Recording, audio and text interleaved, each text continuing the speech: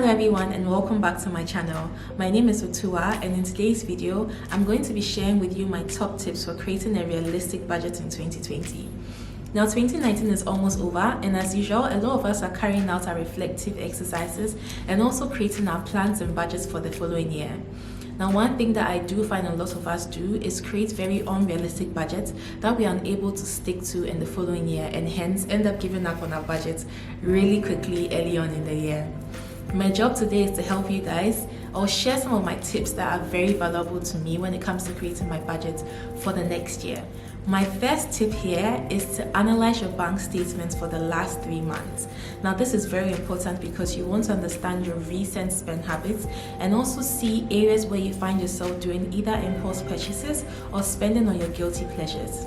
Now, a lot of us, when planning our budgets, like to think off the top of our heads about what we spend our money on, and this leads us to almost always underestimating or underallocating money to specific areas. Being able to objectively look at your bank statements will help you to properly allocate money to areas where you find yourself spending a lot. Now, after you've been able to understand your bank statements, my next tip is to look out for areas where you can save money. And for that, it's important to also understand the attitudes behind the spend habits or these areas where you have identified.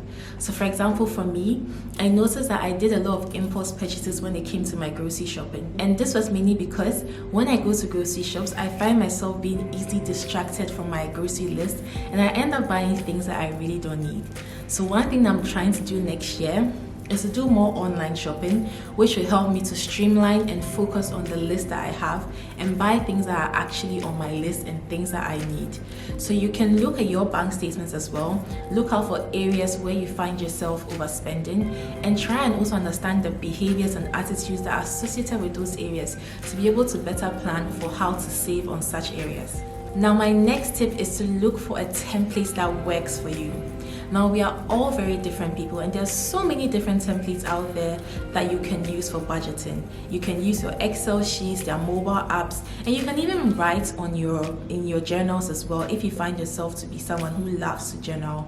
Now, for me, I realized that I love Excel sheets and I do love to journal as well. Mobile apps really never work for me. I'm never accountable to these apps.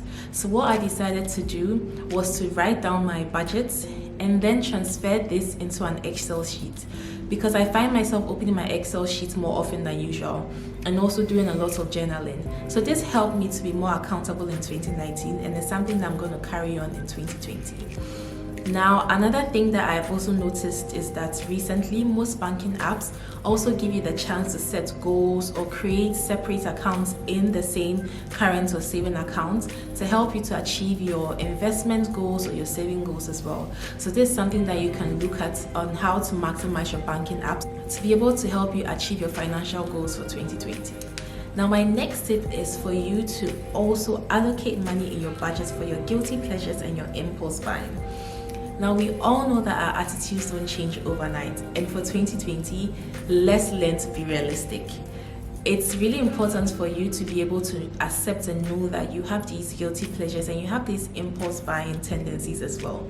So while you try to understand your behaviors and save money on these areas, as I mentioned in the previous points, it's also important to allocate money for such areas as well, just so you can train your mind and let your mind understand that it's limited to some amount of money every month to splurge.